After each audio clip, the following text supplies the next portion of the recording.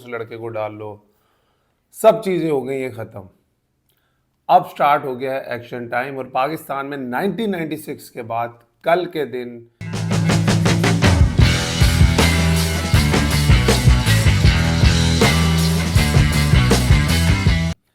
अस्सलाम वालेकुम जी, welcome to my YouTube channel. और सब सरगर्मियाँ, सब पेशन गोइयाँ, सब एनालिसिस, जो भी बातें हुई स्क्वाड में, ये कर लो, वो कर लो, इस लड़के को डाल लो, उस लड़के को डाल लो, सब चीज़ें हो गई हैं ख़त्म। अब स्टार्ट हो गया है एक्शन टाइम और पाकिस्तान में 1996 के बाद कल के दिन आईसीसी का जो इवेंट है वो होने जा रहा है। ऑलमोस्ट 28 या 29 ईयर्स के बाद। और ये पाकिस्तान के लिए बड़ी एक खुशी की बात और पाकिस्तान की टीम के लिए भी एक बड़ी अच्छी अपॉर्चुनिटी है कि वो अपनी कौम को जीत कर एक खुशी दे। वैसे ही हम लोगों को आजकल कम खुशियां नसीब होती हैं in terms of as nation.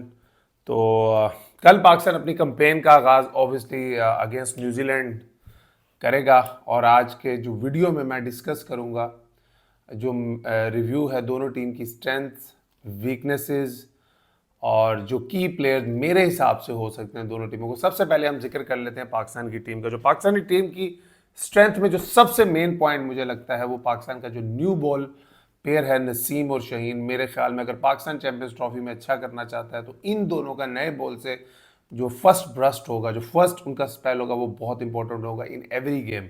I am not talking about the game against New Zealand, I am not talking about India के खिलाफ, क्योंकि अगर पाकिस्तान ने पूरा टूर्नामेंट जीतना है या पूरे टूर्नामेंट में अच्छा परफॉर्म करना है तो ये जो आपके दो न्यू बॉल से बॉल करने वाले क्वालिटी के फास्ट बॉलर्स हैं और ट्राई नेशन सीरीज में दोनों ने अपना रिदम, पेस और फॉर्म प्रूव किया है। अगर ये दोनों अच्छा करेंगे तो आपकी परफॉर्मेंसेस अच्छी होने का चांस बहुत ज़्यादा है।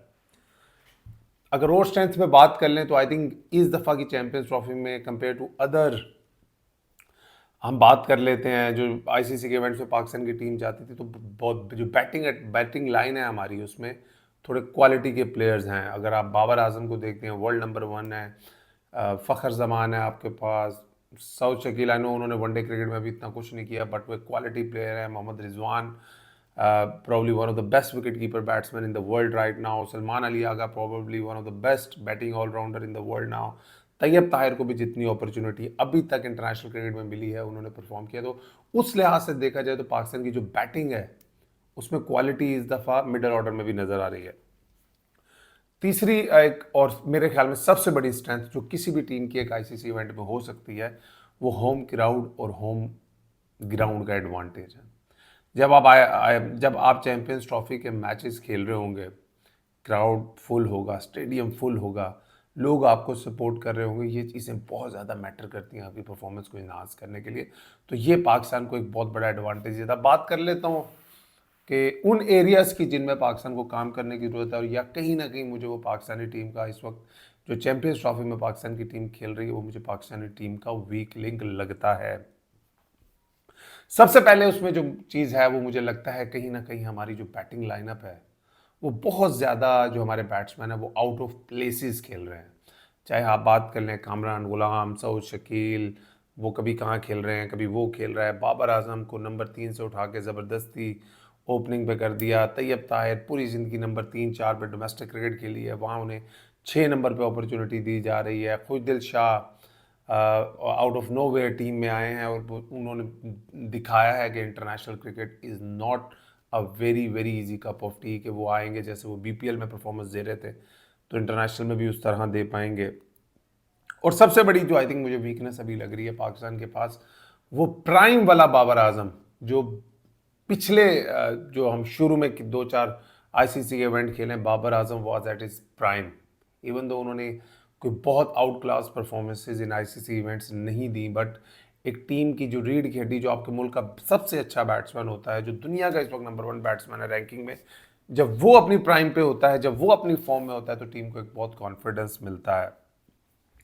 एक थर्ड जो मुझे पाकिस्तानी टीम की वीकनेस लगती है, जो किसी भी आईसीसी इवेंट में हमेशा पाकिस्तानी टीम का पीछा करती है, वो हमारी वनडरेबल फील्डिंग है। जो एक ट्राई नेशन सीरीज़ में हमने देखा कि पाकिस्तान ने फील्डिंग में बहुत कोलैप्सेस किए, whether it was ground fielding, whether it was catching.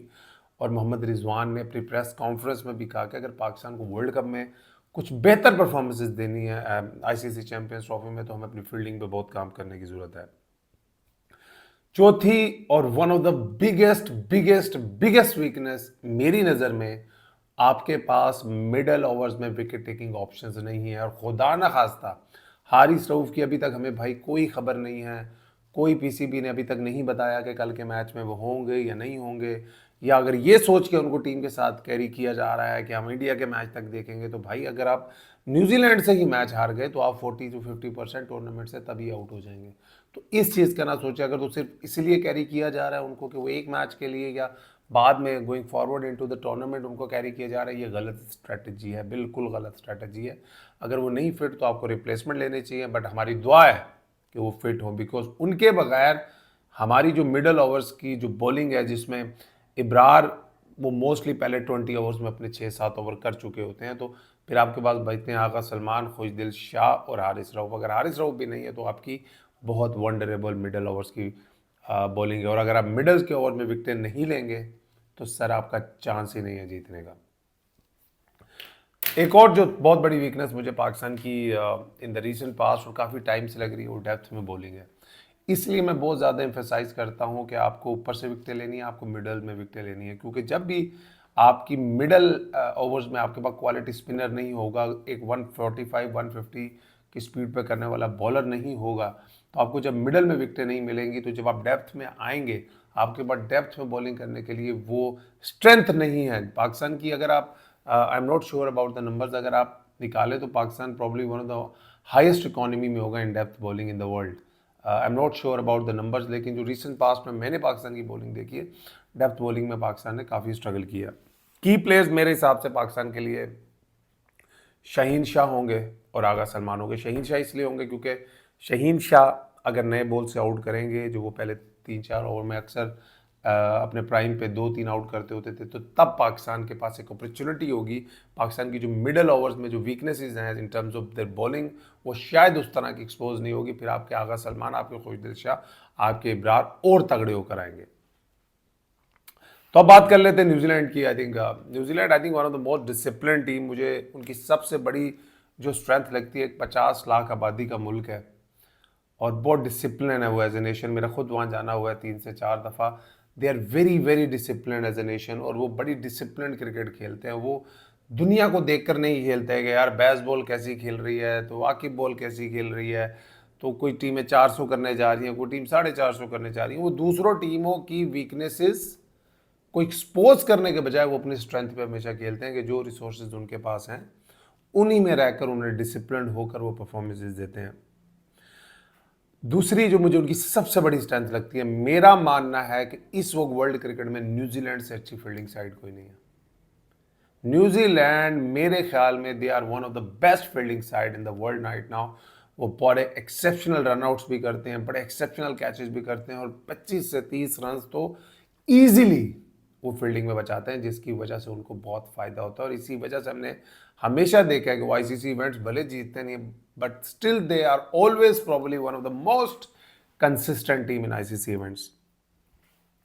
चौथी जो मुझे एक उनकी बड़ी strength according to these conditions लगती है कि उनके पास दो क्वालिटी स्पिनर्स हैं, और वो दोनों क्वालिटी स्पिनर्स इस तरह के हैं जो अच्छी खासी बैटिंग भी कर लेते हैं, जिसकी वजह से आपका कॉम्बिनेशन बहुत अच्छा बनता है। यही स्ट्रेंथ हम इंडिया को भी देते हैं, जहाँ पे अक्षर पटेल और जडेजा जब खेलते हैं, इवन वाशिंगटन सुंदर जब खेलते हैं, तो वो रेगुलर स्पिनर्स जब इतनी अच्छी बैटिंग भी कर लेते हैं तो आपका कॉम्बिनेशन बहुत अच्छा बन जाता है। तो न्यूजीलैंड को जब हम देखते हैं तो उनके पास ब्रेसवेल और सैटनर की सूरत में दो क्वालिटी स्पिनर्स हैं जो कि अच्छी वाली बैटिंग भी कर लेते हैं। इस वजह से उनकी टीम का जो बैलेंस है वो बहुत तगड़ा बन जाता है। वीकनेस से इस पर बात कर लेते हैं, तो लिमिट मुझे ऐसा लगता है कि सबसे बड़ी जो उनकी वीकनेस मुझे लगती है वो एक लिमिटेड उनके पास रिसोर्सेज है इन terms of chasing big totals. हमने न्यूजीलैंड को हमेशा देखा है कि वो 260, 270, 280 ये वाली क्रिकेट वो खेलते हैं। फील्डिंग में बहुत अच्छे हैं, बॉलिंग में डिसिप्लिन हैं, बहुत डिसिप्लिन से लेके चलते हैं, कोशिश करते हैं टीमों को 270 से ऊपर ना करने दें या खुद 300 के करीब करीब करें, और उसमें उनको डिफेंड करने की वो कोशिश करते हैं। मगर जब भी हमने देखा आईसीसी इवेंट में, जब उनके खिलाफ बड़ा स्कोर होता है 370, 375, 365, 360, तो कहीं ना कहीं न्यूजीलैंड की टीम हमें हमेशा स्ट्रगल करती हुई नजर आई है। दूसरी आई थिंक जो मुझे उनकी एक वीकनेस लगती है कि उनके पास जो फर्ग्यूसन भी इवन इंजर्ड हो गए हैं, बोल्ट उनके अब उनकी टीम में नहीं है, तो उनके पास कोई एक्स्ट्रा पेस नहीं है। और पाकिस्तान की कंडीशंस में हम हमेशा मेरा मानना है कि भाई सबसे आसान बैटिंग होती है अगेंस्ट द बॉलर जो 130 135 पे बॉलिंग करते हैं। बहुत आसान है उनके अगेंस्ट बैटिंग करनी। पाकिस्तान में या तो आपको बहुत ज़्यादा स्विंग वाला बॉलर हो या मोहम्मद आसिफ टाइप बॉलर होते थे, या आपकी हाइट बहुत ज़्यादा है फिर आप 135 140 पे करते हैं तो आप बचते हैं। अदरवाइज पाकिस्तान की पिचेस पे आपको एक्स्ट्रा पेस चाहिए अगर आपने अपने आप को बचाना है। और की प्लेयर्स मेरे ख्याल में अगर डैरल मिचेल का नाम ना लिया जाए, सब लोग केन विलियमसन का नाम लेते हैं ऑब्वियसली। केन विलियमसन ऑब्वियसली बहुत सालों से उनकी बैकबोन है, मगर मेरा मानना है डैरल मिचेल एक इस तरह के प्लेयर हैं कि अगर वो परफॉर्मेंस देंगे चैंपियंस ट्रॉफी में, फिर ही न्यूजीलैंड को ऑलरेडी क्रिकेट के जो पंडित्स हैं, जो क्रिकेट के एक्सपर्ट हैं, they are calling them one of the hot favourite team in this Champions Trophy. मेरा मानना है डैरल मिचेल की जो परफॉर्मेंसेज होंगी इन द मिडल ऑर्डर। देखिए टॉप ऑर्डर से मोस्टली हमने देखा आईसीसी इवेंट्स में टीमों के जो प्लेयर्स होते हैं वो रन्स करते हैं, लेकिन अगर आपके पास एक ऐसा मिडल ऑर्डर बैट्समैन है जो सेंचुरियां करने की सलाहियत रखता है, जो कंसिस्टेंट है, ये एक बहुत बड़ी ब्लेसिंग इन डिस्गाइज होती है। तो मुझे पाकिस्तान की पिचेस पे उनका रिकॉर्ड भी बहुत अच्छा है, 60+ एवरेज है, पाकिस्तान के खिलाफ 2 3 उन्होंने 100 कर रखे हैं। तो मुझे ऐसा लगता है इस मैच में ही कैन बी अ की फॉर न्यूजीलैंड, और पाकिस्तान के लिए he can be a very very hot wicket. दूसरा सैंटनर, सैंटनर कहीं ना कहीं मुझे लगता है वो हमेशा पाकिस्तान के अगेंस्ट डोमिनेट करते हैं। अगर आप फ़खर ज़मान को निकालते हैं, फ़खर ज़मान आई थिंक एक ऐसे प्लेयर हैं जो जिन्होंने मैंने देखा कि अच्छी भली धुलाई सैंटनर की हुई है।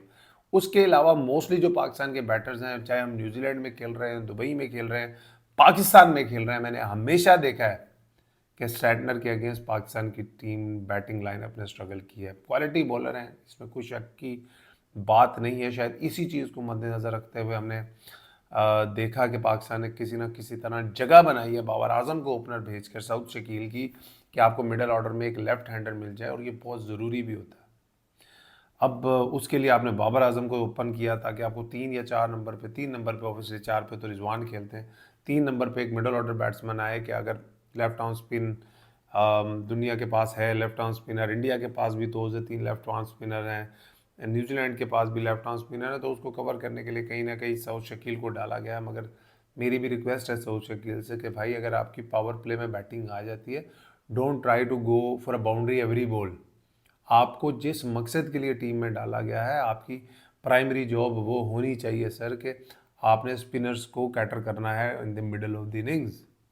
आपको सिर्फ टीम में इसलिए नहीं डाला गया कि आप नंबर 3 पर आएँ, पावर प्ले में आएँ और हर बॉल पे चौका मारने की कोशिश करें। अल्लाह ताला ने आपको बड़ी सलाहियत दी है। You are probably one of the best player against spin in our country, तो आपको खिलाया भी इसलिए जा रहा है। तो बस ये मुझे लगता है, और मेरी prediction I think I want Pakistan to win, but कहीं ना कहीं मुझे लगता है कि न्यूजीलैंड का पलड़ा इस मैच में अभी तक भारी है। अपना ख्याल रखिए, इंशाल्लाह जल्दी मुलाकात होगी, और दुआ करेंगे कि पाकिस्तान ये मैच जीते, ताकि जो most important game against India है उसके लिए पाकिस्तान की टीम कॉन्फिडेंस से दुबई ट्रैवल करे, और इस टूर्नामेंट को एक विनिंग टेम्पो से पाकिस्तान टीम स्टार्ट करे। अपना ख्याल रखिए, इंशाल्लाह जल्द आप लोगों से मुलाकात होगी। अल्लाह हाफिज़।